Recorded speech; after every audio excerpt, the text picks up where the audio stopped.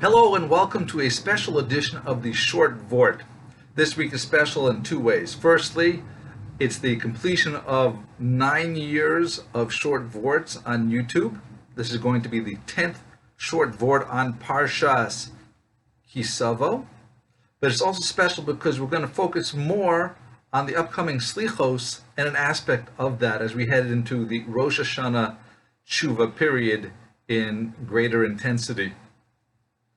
And one of the amazing things of the way Hashem helps, sometimes the short Vort, I don't know what I'm going to say until the day that I'm saying it. I might have had something planned, a topic, and then I'll change it. And I get closer and I'll find something that I find is even better to share with the community. And thank you all for listening. And I was ready to introduce Savo in a segue of saying that we start off with the Bikurim. The Bikurim are part of an essence of an appreciation to Hashem, what Hashem's generosity is for us, and that when we do something, even planting crops, all the efforts we put in, it's not my effort, but it's what Hashem gave us, and therefore we give something back. And of course, the short Vorts are not my effort, but they come from inspiration from Hashem. And I found something that's perfect segue without going from the Bikurim, instead going to the words v'halachta b'deracha, that you should go in his ways. That's Perek Chav Ches Pasuk Tes, which fits with the idea I wanted to discuss about the Shlosh Esrei Midos. Hashem appeared to Moshe Rabbeinu in a talus after Moshe pleaded for forgiveness for the Bnei Yisrael's sin of the Egel, and Hashem gave Moshe the secret of the Yud Gimel Midos, that if you use this and perform this platform of my 13 character traits, then I will forgive the Bnei Yisrael when they do tshuva. So I've long wondered, what are the 13 characteristics that we're supposed to emulate? We're supposed to do like Hashem, not just say the words.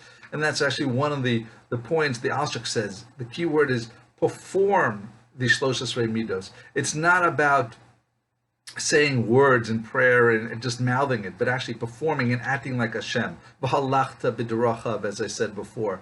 So I'll give you a little bit about the 13 midos, because I found the theme is really, they're about mercy and compassion, and then 13 subsets of acting like Hashem in mercy and compassion in different situations. And so it's Hashem, those are two separate words of mercy. The regarding Hashem before, and this according to the Tosfos, the Rabbi Tam, that Hashem before a person sins, Hashem of mercy afterwards.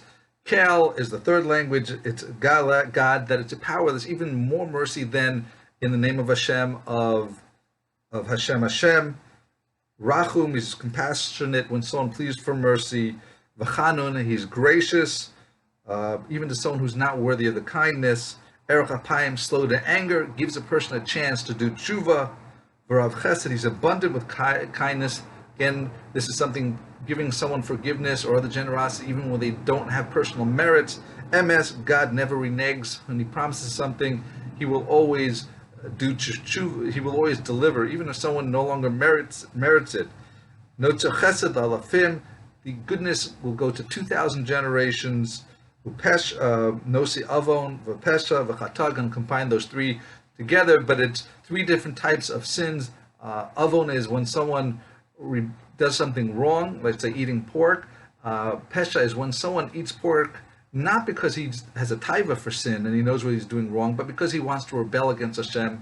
Chet is something that someone does accidentally or inadvertently. It's not an act of rebellion. And V'nakeh, that God will cleanse the person's record slowly from these sins, that he's not going to punish it all at once.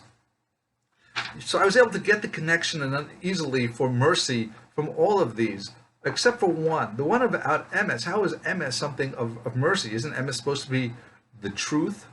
And so I was thinking that maybe it's something that I alluded to beforehand, that it's mercy because Hashem will fulfill it even if someone is no longer deserving. If there was a promise on the condition, Hashem said good, Hashem is going to deliver even if they failed.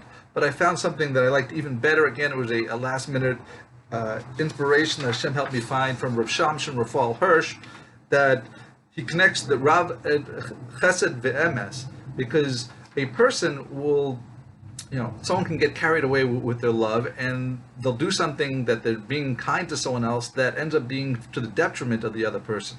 But Hashem's not like that. Hashem, even with His love, He's going to tender it with and combine it with as Chesed and Emes, so that He won't get just taken away and respond to a person's request when that request is not good for someone.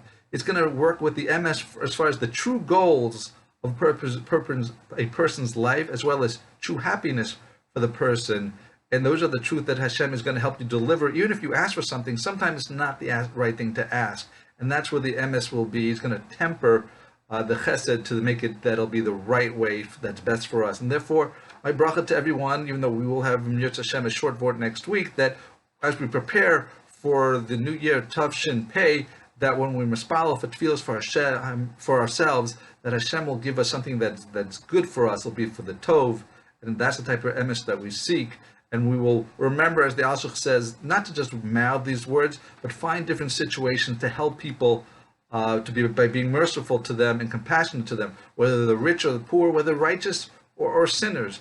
Our job is to emulate Hashem and always be merciful. So thank you for listening. Have a wonderful week, a wonderful Shabbos, and a Salicha Gemura.